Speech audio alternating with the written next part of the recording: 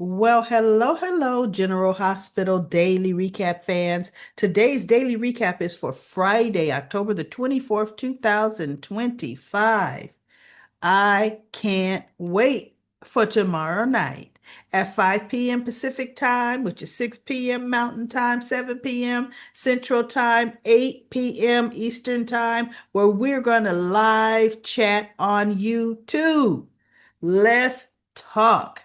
We're going to talk about the things that have happened from last live stream to this live stream, what we want to see happen for November sweeps. Whew. I look forward to talking to each and every one of you. So mark your calendars and set your alarms so you won't forget. Let's go into today's episode. I tell you, my heart broke just a little bit, y'all. Poor Danny. I want to run Drew over with my car myself. I he and Rocco were coming into Bobby's, on their way from school.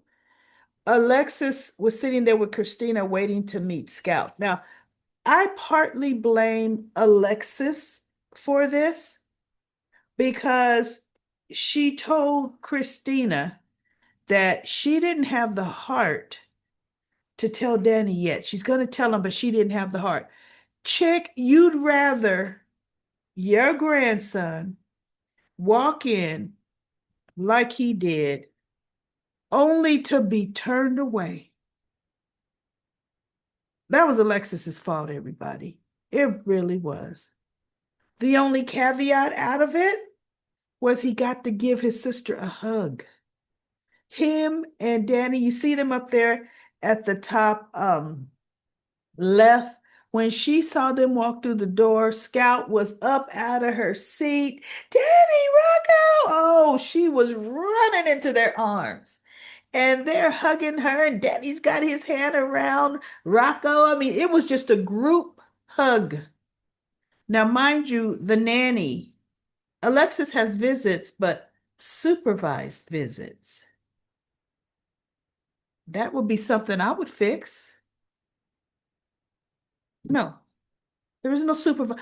Oh, I'm sorry.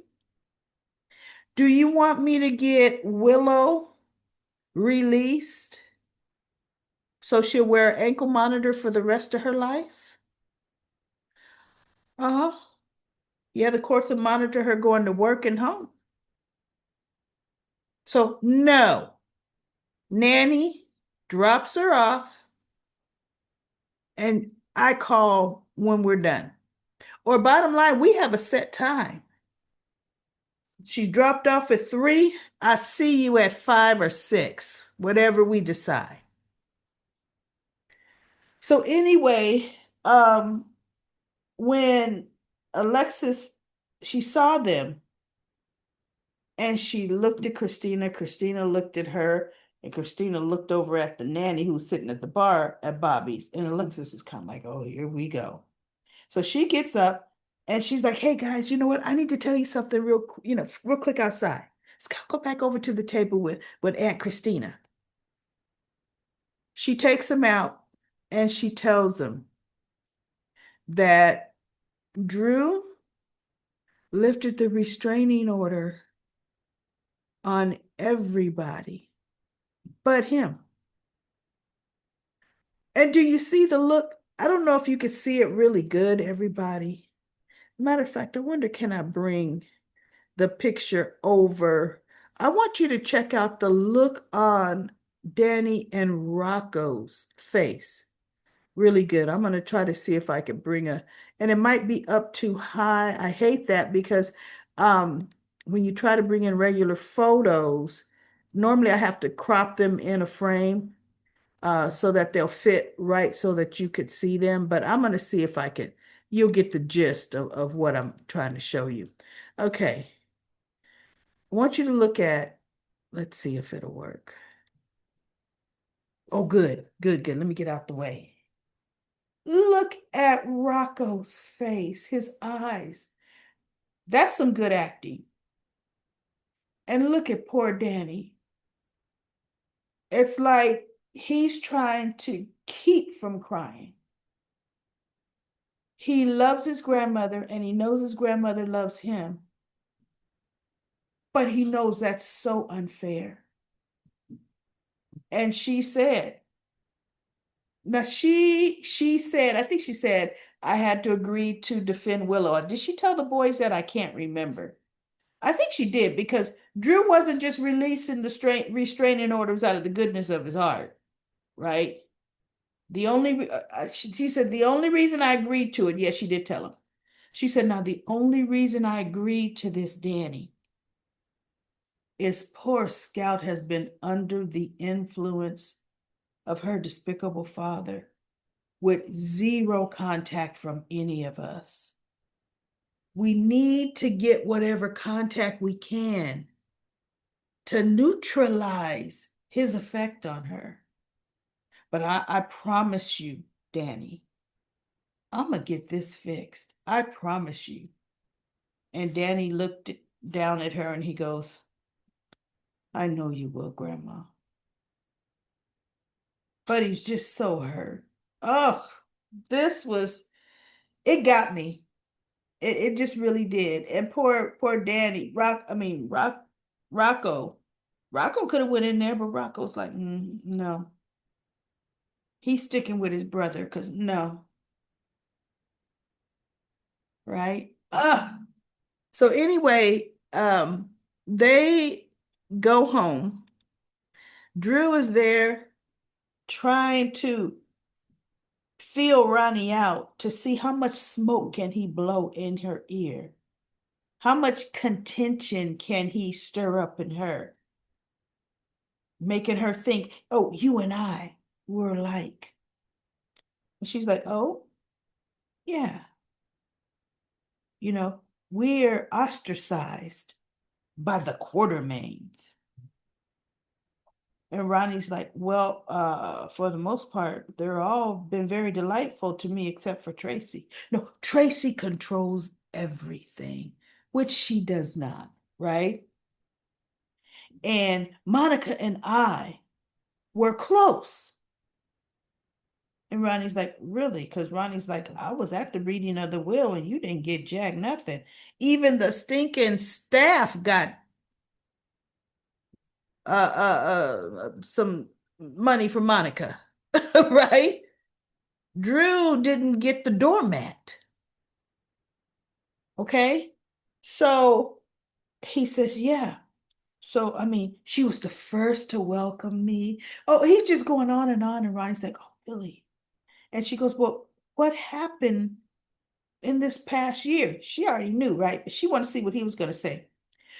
You know what? Admittedly, I made just a couple mistakes. And Ronnie's thinking, oh, taking your nephew's wife is just a little couple mistakes? He goes, and then Tracy was in Monica's ear. And Monica and I, Tracy drew a wedge between Monica and I. And Ronnie's just looking. He's saying, but, you know, he says something else to her. She was just like, wow. She says, but listen, I get the feeling.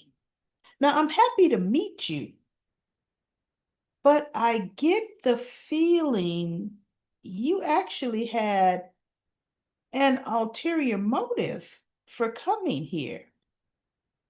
He says, ooh, no, ulterior motive? Nah, that's not the right word. I think he said, there was something I want to ask you. And she just looked at him. And in her mind, she's thinking, isn't that what ulterior motive is? But okay, Ronnie, what I love about Erica Slasik. Now you see, and I may be pronouncing her name wrong. Okay. She hasn't been drinking, she has been drugged, but just I think due to her natural aging, you know how we are as seniors, right? She's looking at him like, okay, and what could it be? And he goes, You inherited all of this. Now, I do understand that you're not from here. You already have a life of your own that you're probably ready to get back to. And I think keeping this house in the family is just the way to preserve Monica's legacy. So I want to offer to buy the house. And Ronnie says, you do. Like, in her mind, she didn't leave you anything in her will. At least she left me a doggone childhood trinket and all this, but she left you nothing. Now I'm going to turn around and slap my sister in the face by selling it to you versus to anybody else she left stuff to in her will. Because honestly, out of everything else under Ronnie, she left the most to Michael. So why would I not give the house to my nephew? And if I'm scrapped for cash, sell it. You want to know something, everybody? Ronnie's talking about being a waitress and living, she doesn't have any debt fully. Lulu found out. I bet you Ronnie got some money. I really do. So as she's talking, Danny comes tearing into the house. He's so upset, right? From just his heart being broken about he couldn't even really speak to his sister. All he got was a hug. And he sees Drew standing there with that stupid cane like he's Superman in his suit because I got to look sharp after just being shot, right?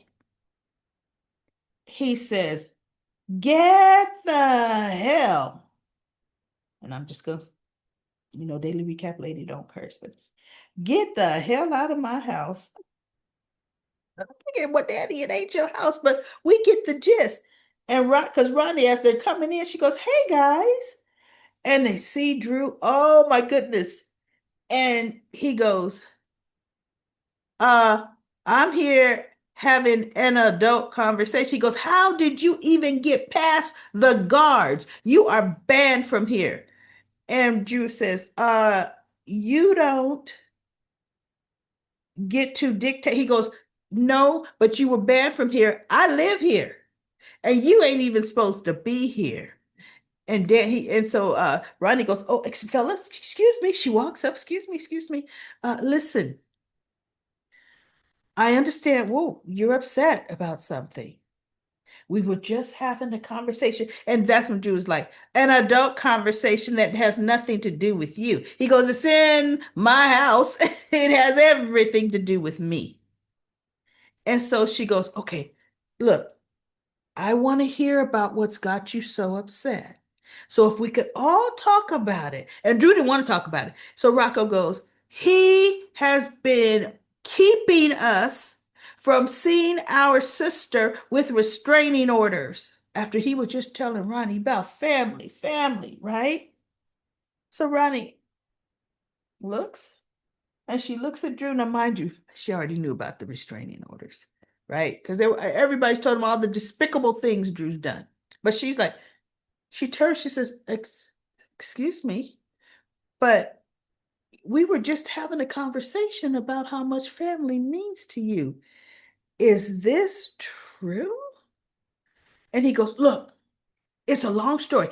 Danny put my daughter in danger and he kidnapped her." And he goes, "That's a lie." No, actually, Rocco says, "That's a lie." And Danny said, "Scout called me, wanting to come here, her home, to see her family. So yes, I brought her here." And so he goes, "So I have to protect my daughter." And then the doorbell rings. And Ronnie's looking like, "Oh my God, I got to keep the," because Danny is, I'm telling you, that's Jason Jr. He is up in Drew's face, right? And thank goodness his daddy wasn't there because Jason would have squoze in between and pushed Drew, right? So anyway, when the doorbell rings, I guess Yuri ain't working no more. He got his little severance, he gone. But but somebody will say Yuri something, watch later. She goes, I'll get it.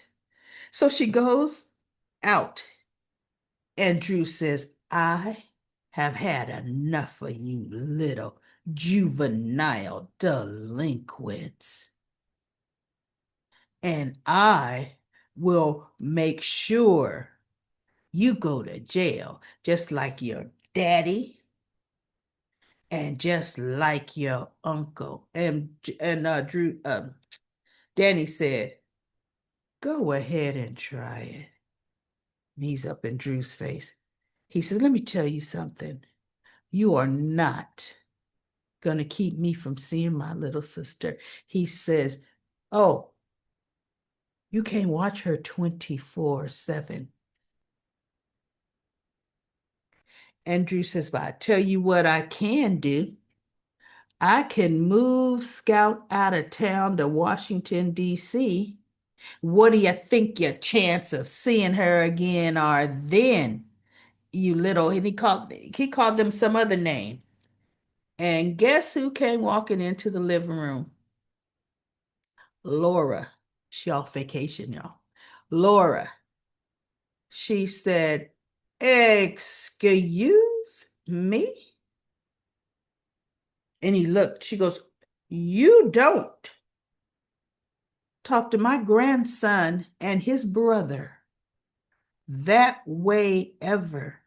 And she says, and now you have a problem with me. And Drew is just kind of like, you know how he gets when he's not looking at anything in specific, but he ain't looking you in the eye. Because see, Laura was ready, okay? Love it. Love that. So he wasn't looking at her like, and what? He like, see, Alexis, he would have been, what you go, oh, Laura? He was like, I can't wait for Monday to hear Laura slice and dice him and send Drew packing. But he told Ronnie before, actually, no, if you choose, no, before the boys came home, he goes, if you're thinking of selling, please make sure I'm the first person you call because I'll give you top dollar for this place. And she's just looking at him, right? And then all the action happened. Well, once Drew leaves, watch. Laura, and the beautiful thing is, Mayor Collins and Ronnie, look, she wanted to curtsy to Felicia, Aztec princess. Miss Madam Mayor, she's really gonna be, oh my God, Madam Mayor in my house. Yeah, okay. Madam Mayor is gonna tell him how despicable he is, honestly. But Ronnie, I'm telling you, Martin may have brought her there. I honestly don't believe she's in cahoots with taking that house. And even if she was in the beginning, I think Ronnie's going to give it to Michael. Ronnie might even shock us on. I read this in Common Corner. She might give it to Monica's sister of the heart. She might give it to Tracy. If she's in a given mood, I don't see her selling that house to Drew because she hasn't come in taking the side of shadiness. She's been talking to people and finding the good in them. That's just like even with Gio, when she was talking to Brooklyn, she was saying the talk that I had with him, he is I mean, she's finding the good. You can't find good in Drew. You can't find, there's no good to be found in him. And then when Laura adds her validity to it and tells her stories and dealings with Drew, that's going to give Ronnie more, background on which to draw from. Now, there is another theory that I did read in Comment Corner, which I thought about it too. Monica's will is in one of those boxes. If it's not in one of those boxes, Monica's will is in stuff packed up for her, or it's still up in her room. I don't think they packed her stuff up. The house is so huge that there is no rush for them to pack up her things. Especially, she passed away in her room. So it might be very hard for the family to go in the room. Ronnie could probably be the only one to go in the room because she never knew her sister in that room, right? And she wasn't there when Monica died. That's just another room that she's told, oh, my sister died here. You know, but to everybody else in that house, Monica's, that was the essence of her final days. She lived in that room. That's where they came to comfort her and talk to her, right? So it would be hard for them to go into that room. But why are they not thinking? Monica ain't stupid. She's got a copy of her own revised will. But you want to know where she also might have put it? In that box that's labeled Alan's train set. Because that was like the most precious thing to Alan as far as little momentums or mementos. The copy might be in there, which ironically would be the box that Cody brought. And Tracy might be feeling a little nostalgia and open it up and see some papers in there. Could be.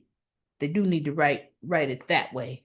But anyway, Spinelli was talking to Jason, trying to get some advice. She's not wanting Nathan to take James, but yet you do have Nathan talking about, I got to get a job because I got to, provide for my son and myself, which sounds like I'm going to take my son, right?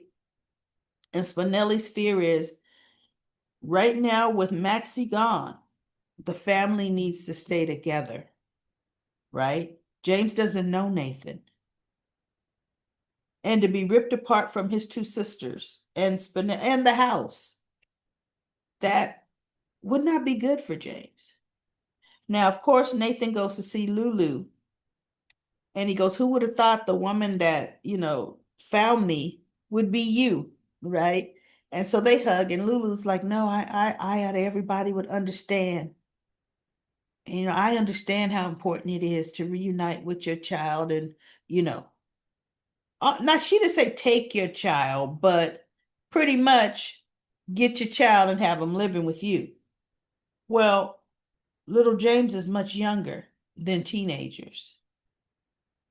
And at least her kids, her teenagers now, knew her when they were little before the coma. They lived with her.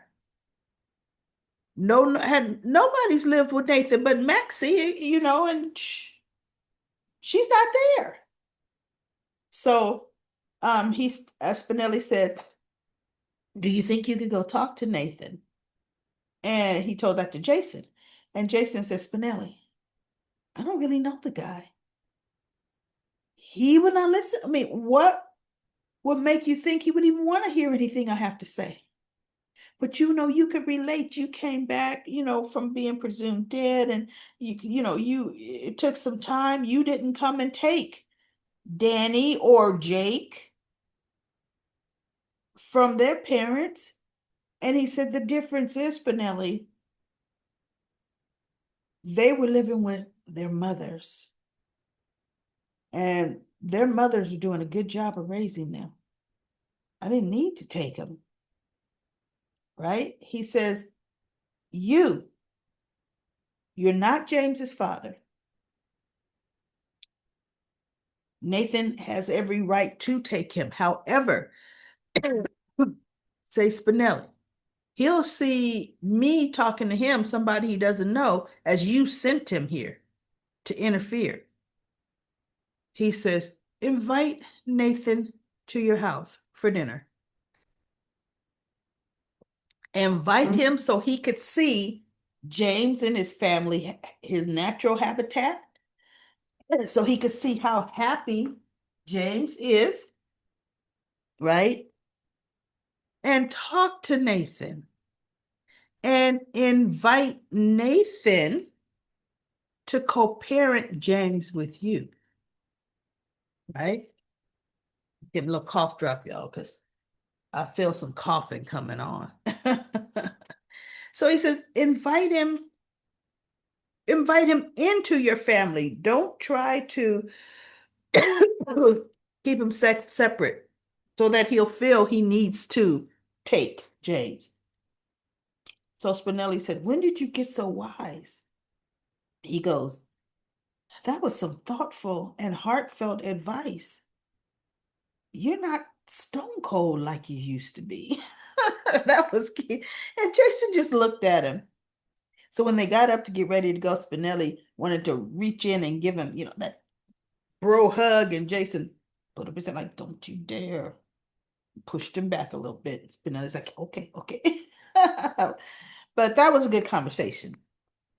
Michael has a conversation with Jacinda. I do believe they're gonna put those two together. I'm not saying I like it, but if they're not recasting Sasha and bringing the character and the baby back, Jacinda's cool. Who cares? I really don't care. She better than Willow. So anyway, he was telling her, he goes, look, she says, let me get one thing straight. My time is for sale, but my emotions is not. He says, no, you're getting me wrong. He says, I know your emotions are not. He says, but however, we need to sell the fact that we are falling for each other. Make it look convincing and believable. And she says, why would anybody believe a man like you would fall for a woman like me? And he named some really flattering attributes regarding her. And she's like, okay, he knows I'm more than just a call girl, right? And he says, well, why would anybody believe you would fall for a guy like me? And she named some flattering compliments on him that they both were telling the truth about each other, right? He said, so the only problem or the only thing I need you to do is I need you to quit your job. And she looked at him. She says, I have bills to pay. He says, and I understand that. He said, but if we're going to sell this, what really sells it is you quit your job. He goes, because I got another job in mind for you. A professional job with a salary more than you're making now. And she looked at him. He says, this way you will get money on paper, a nice paper trail of money coming in from your new job. He said, because he's going to pay her to keep up this facade and, step it up to the next level. He said, but no money. There can be no paper trail coming from me to you. He said, all the money will be under the table coming from me to you. He says, however, you're going to be earning legitimate income from, the job that I want to place you in or the company? Because I don't think it's for Aurora. I think Michael's is getting her something, right? And so she said, okay, but I don't want it to be in name only. She says, if I'm given this opportunity, I'm given this job, because he goes, you're going to have a nice, healthy job, a nice, respectable job title to go along with it. And she says, okay, then I want to really do the job. I want to learn what I need to learn. She said, I pick up things quickly. He says, oh, I could tell you do. She said, so I really want to do this job. She said, because I wouldn't mind getting some other skills than what I currently have. I wouldn't mind something else. So he says, okay, then we have a deal. And so she said, let me get this picture. He goes, picture. She goes, come on, we got to get a selfie. If we gonna believe this, oh, I gotta blast this all over social media. See, Jacinda Sharp. Oh, she's like, we got to get a social media presence. So she got the selfie and their faces are together smiling. And he's like, okay, right? And so she says, and he goes, okay, so we have a deal. And he put his hand out to shake her hand. And she says, I thought you said we're supposed to be selling this. She steps right on in up to Michael and plants the nice kissy kiss on him. And he kissing her back. I said, uh-oh, watch out, Michael. Jacinda is gonna run circles around you, right? But you know what? They screen test well together, but I kind of think Rory Gibson would screen test well with anybody. I sincerely do. Man, on General Hospital. On The Young and the Restless, the both pairings they had was horrible. I mean, ugh, definitely didn't like it, right? Neither one of them. So Allie was one and Audra Charles is the other. Neither one of them fit the way they had Noah's character on The Young and the Restless. So anyway, that was really good. I liked that. Um, Britt and Carly, we had the little tit for tat in the steam room. I guess everybody wanted to come get steamed up to Metro Court. And Britt was complaining about for a five-star hotel, your steam room is lacking. And Carly looked at her and said,